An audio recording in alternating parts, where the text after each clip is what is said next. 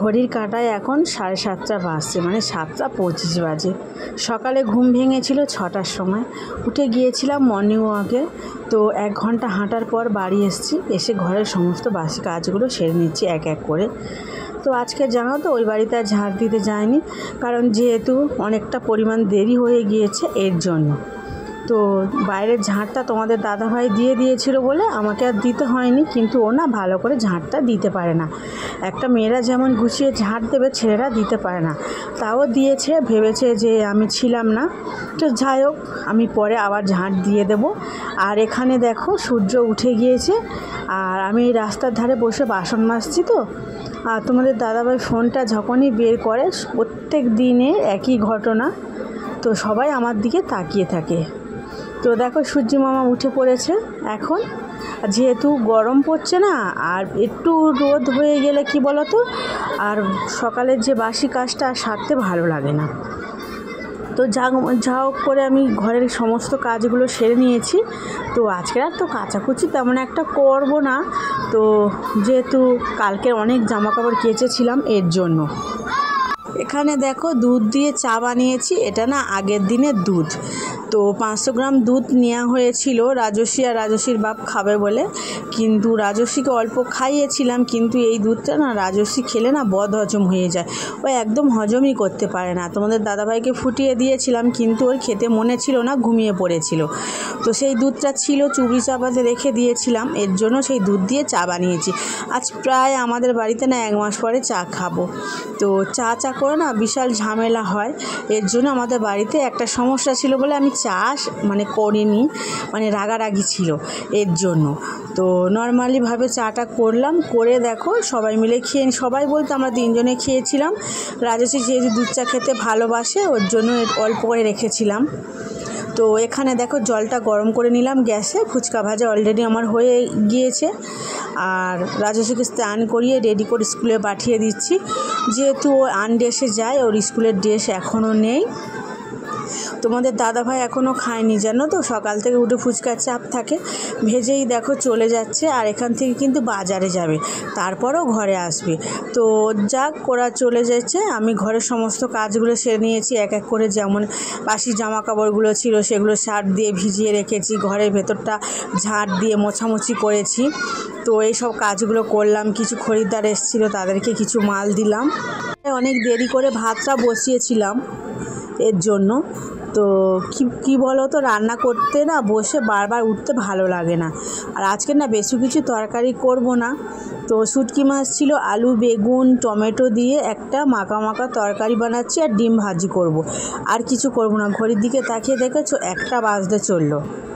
তো তারপরে দেখো রান্না করছিলাম, হঠাৎ করে আমার ছোটো বোন এসছে। ও জানো তো, হঠাৎ করে দেখো আমার প্রিয় জিনিস খাবারটা এনেছে। আমি আজ ভীষণ খুশি হলাম, কারণ এই কাঁকড়াটা না খেতে আমার ভীষণ ইচ্ছা করছিল। অনেক দিন ধরে তোমাদের দাদাভাইকে বলছিলাম কাঁকড়া কেনার জন্য।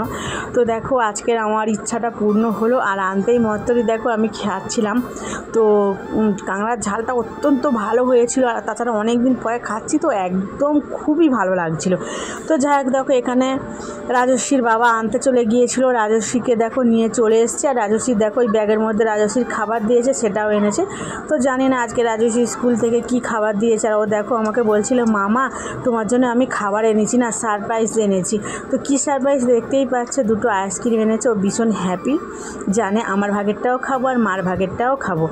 তো দেখো আমি হাতটা বাড়ালাম, ও আমাকে দেখো আইসক্রিমটা দিচ্ছে, কিন্তু দিচ্ছে না মন থেকে, একদম বারবার কেড়ে নিচ্ছে। তো দেখো, তো চলো তোমাদেরকে দেখাই তোমাদের দাদাভাই কী আইসক্রিম এনেছে। আজকে আমরা 3 জনে 2টো আইসক্রিম ভাগ করে খাবো। আর এই আইসক্রিমটা না অত্যন্ত ভালো, তো খুবই ভালো, জানো তো। তোমাদের দাদাভাইকে বলেছিলাম আইসক্রিমটা আনার জন্য। তো দেখো 2টো আইসক্রিম এনেছিল, তো আমরা ভাগ করে খেয়ে নিলাম। আর নিয়ে দেখো বাদবাকি আইসক্রিমটা রাজস্বীকে দিয়ে দিতে হলো। আর এখানে দেখো আমার শ্বশুরমশাই খিদে পেয়েছে, তো আমার শ্বশুরমশাই ভাত খাবে বলে ভাতের গামলাগুলো নিয়ে চলে এসছে। আমি এখন কিন্তু ঠাকুরকে সেবা দিইনি। তো ঠাকুরকে সেবা দেবো, কারণ ওনার আগে একটু দেরি হয়ে গেলে আবার একটু রাগারাগি করবে, এর জন্য ওনাকে আগে দেখো খাবারটা তুলে দিচ্ছি। যেহেতু এই তরকারিটা না অসাধারণ হয়েছিল, রাজশ্রী স্কুল থেকে ফুলকপি আলু বাঁধাকপি দিয়ে একটা তরকারি দিয়েছিল আর ডাল দিয়েছিল। আর এই ডালটা দিয়েছে আমাদের ওই বাড়ি থেকে, মানে মাছের মাথা দিয়ে ডাল। এটা আমার আগে খুব ভালো লাগতো, কিন্তু এখন জানি না আমার ভালো লাগে না। তো ওনাকে সমস্ত খাবার গুছিয়ে দিয়ে এলাম। আর গিয়ে দেখো আজকে কি হয়েছে বলো তো, আজকের না ফুচকার বাসনগুলো না ধুতে মনে ছিল না। তোমাদের দাদাভাই কিন্তু দেখো সেই বাসনগুলো দেখো ধুয়ে নিচ্ছে। তো আমি ধুয়ে দিই, আমাদের ঘাটের অবস্থাটা খুবই খারাপ। আর আমি না ঘাটের মধ্যে মানে কী বলা হচ্ছে এভাবে হ্যাঁটে ধুতে পারি না। আর পুকুরের ধারে দেখো কত কলমি শাক হয়েছে, প্রায় 1 বছর হলো না এভাবে না ওই যে মাঠে ঘাটে থেকে শাক তুলে খাওয়া হয় না। তো দেখা যাক। তো এখানে দেখো আমি ঠাকুরকে মানে খেতে দিয়ে দিয়েছি, মানে পুজোটা করে নিলাম। একটাও ফুল পাইনি, কিন্তু দেখো বিনা ফুলে নর্মালি পুজো দিলাম। আর লকুনদানা দিয়েছি, আর একটা থালা না খুঁজে পাইনি। তো তারপর অনেকটা সময় পেরিয়ে গিয়েছিল, তোমাদের দাদাভাই ফুচকা বিক্রি করতে গিয়েছিল, বাড়ি অলরেডি চলেও এসছে। আর দেখো আমরা এই অন্ধকারের মধ্যে কোথায় যাচ্ছি রাজশ্রীকে নিয়ে। এখন বাজে জানো তো 9:30। তো আমরা যাচ্ছি মায়ের বাড়িতে, কারণ মা না আমাদেরকে ডাকলো আসার জন্য। তো তার জন্য যাচ্ছি। আর রাজশ্রী দেখো যেতে যেতে বায়না করছে, ও ওই দোকানটা খোলা আছে, ওখান থেকে ওকে খাবার কিনে দিতে হবে। তো ওকে বাকি করে 2 টাকা 2টো ললিপপ কিনে দিয়েছি। আর এখানে দেখো আমাদের ঠাকুরতলার মধ্যে ঠাকুর। তো তোমাদেরকে অনেক ব্লগে দেখিয়েছি, আজকের আর কাছাকাছি দেখালাম না। তো দেখো অন্ধকারের রাস্তা, যেহেতু অনেক লোকের খাওয়া দাওয়া কমপ্লিট হয়ে গিয়েছে। আর এখানে আমি যাচ্ছি, তোমাদের দাদাভাই যাচ্ছে। আর এখানে জানো তো ঠাকুরতলার ওখানে এই লাইটটা, তো ওখান থেকে মানে তো ঠাকুরের কাছে লাইট জ্বলছিল, যেহেতু এর জন্য ভিডিওটা ভালো দেখালো। আর তারপরে দেখো রাজশ্রী সোনা বাড়ি চলে গেল, মানে দিদার বাড়ি। তো ওখানে গিয়ে দেখো একটু বদমাইশি করছে। তো তেমন একটা দেখো বসে রইলাম, তেমন কিন্তু জোরদার কিন্তু জন্মদিনটা করছে না, স্বাভাবিক গ্রামের যেমন নর্মালি ভাবে তো সেভাবে। আর মা কিছু দেখো বেলুন এনেছিল, তো সেগুলো দেখো লাগিয়ে দিয়েছে। আর এরকম না পিস কাটায় মানে 5 পিস কেক আনা হয়েছিল, আর দেখো পায়েস করে দিয়েছিল। আর রাজশ্রী সোনা দেখো ওর মাসিকে দেখো খাইয়ে দেবে। আর জানো তো আমাদের গ্রামের মানে এরকমই নিয়ম আছে, আশীর্বাদ করতে হয় যার জন্মদিন। তো আমার মেয়েও আশীর্বাদ করছিল, মা দেখো আশীর্বাদ করছিল। দেখো তার ছোটো মেয়েকে আশীর্বাদটা করে দিচ্ছে। আর রাজশ্রী সোনা দেখবে ও আশীর্বাদ করবে, জানো তো ও আমার মেয়েকে দেখো খাইয়ে দিচ্ছে। তো এটা কিন্তু দেখে ভালো লাগলো। ওকে তো আমরা শিখিয়ে দিইনি, কিন্তু ও জানে যে এরকম খাইয়ে দিতে হয়। তো যাই হোক দেখো একটা বাচ্চা মানে এগুলো মা বাবার কাছ থেকে শেখে, কিন্তু আমি ওকে এইসবগুলো শেখাইনি, ও নিজে দেখে দেখেই শিখে নিয়েছি। তো যাই হোক দেখো এখানে মা যেমন ক্ষমতা অনুযায়ী মেয়ের জন্মদিনটা পালন করছে। তো অন্য সময় মানে একটা কেক এনে দেয়, কিন্তু ওই বলেছে আমার কেক লাগবে না, আমাকে কেক আনতে হবে না, তো আমাকে মানে একটা জামা কিনে দেবে। তো এর জন্য ওকে মা পয়সা দেবে, তো ওর যা খুশি ও সে কিনে নেবে। আর আমি দিয়েছিলাম, মানে আমি তো দিইনি, ওর জামাইবাবু দিয়েছিল একটা, ওকে না ডেরি মিল্ক ক্যাডবেরি দিয়েছিল 100 টাকা দামের। তো এই ব্যাস। তো বন্ধুরা তোমরা আমার ভিডিওটা দেখো সবাই, তোমাদের কাছে রিকোয়েস্ট করছি, যদি ভিডিওটা ভালো লেগে থাকে অবশ্যই তোমরা লাইক কমেন্ট শেয়ার করতে ভুলো না। প্লিজ করে আমার ভিডিওর মধ্যে তোমরা কমেন্ট করো বেশি বেশি করে, আর একটা লাইক তো অবশ্যই করে যেও। আর সবাই এভাবে পাশে থেকো, আমাকে একটু সাপোর্ট করো, এরম ভালোবাসা দিও। তো তোমাদেরকে জানাই আমার তরফ থেকে অনেক অনেক ভালোবাসা রইল। তো তোমাদেরও দিন ভালো কাটুক, তোমরাও মানে এগিয়ে যেও, এটাই প্রার্থনা করি। তো যাই হোক দেখো এখানে দিদাকে ডাকা হলো তো আশীর্বাদ করার জন্য। দিদা দেখো আশীর্বাদ করছে, দিদা দেখো ওকে পায়েসটা খাইয়ে দিচ্ছে। আর আমি ভয়েস ওভার দিচ্ছি, এখানে এত বাচ্চারা মানে চিৎকার চেঁচামেচি করছে, তো রাস্তার ধারে সবাই খেলা করছে।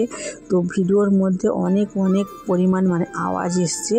তো তোমরা প্লিজ কিছু মাইন্ড করো না, আমার কিন্তু কিছু করা মানে থাকছে না। তো সবাইকে তো আর বারণ করতে পারবো না, এতে মানে আমারই দোষ হবে যে রাস্তার ধারে কেন বাচ্চা কাচ্চারা চিৎকার করবো না। আর আমার না ঝগড়াঝাটি একদমই পছন্দ নয়। তো আমি অনেক চেষ্টা করি, প্রায় ভয়েস দিতে গেলে ভিডিওটা 1 ঘন্টা সময় লেগে যায় এর জন্য। আর দেখো রাজস্বী সোনা দেখো কেকটা নিয়ে কীভাবে নষ্ট করছে, আর আমাকেও দিচ্ছিল, দেখতে পাচ্ছ। আর কেকটা না খুবই ভালো ছিল, জানো তো। এটা আমতলা থেকে কেক এনেছিল মা, তো 28 টাকা করে নিয়েছিল, কত বড় বড় পিস দেখতেই পাচ্ছ। তো যাই হোক দেখো, এখানে দেখো সব রকমের সন্দেশ এনেছে, রসগোল্লা এনেছে, আর একটা ঘটও মা বসিয়ে দিয়েছে।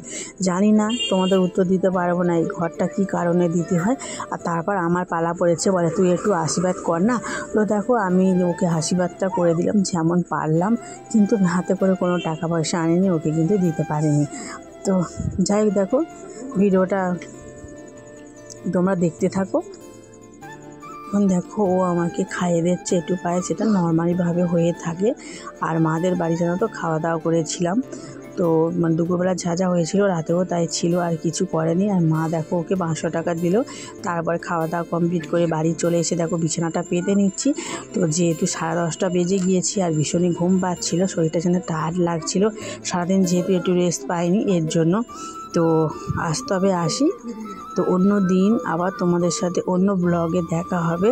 ততক্ষণ পর্যন্ত তোমরা সবাই ভালো থেকো, সুস্থ থেকো, আর আমাকে একটু এগিয়ে নিয়ে যেতে সাহায্য করো। আর দেখো দিনের বেলা গরম আর রাতে ঠান্ডা, তো তাও দেখো ব্ল্যাঙ্কেট গায়ে দিতে হচ্ছে।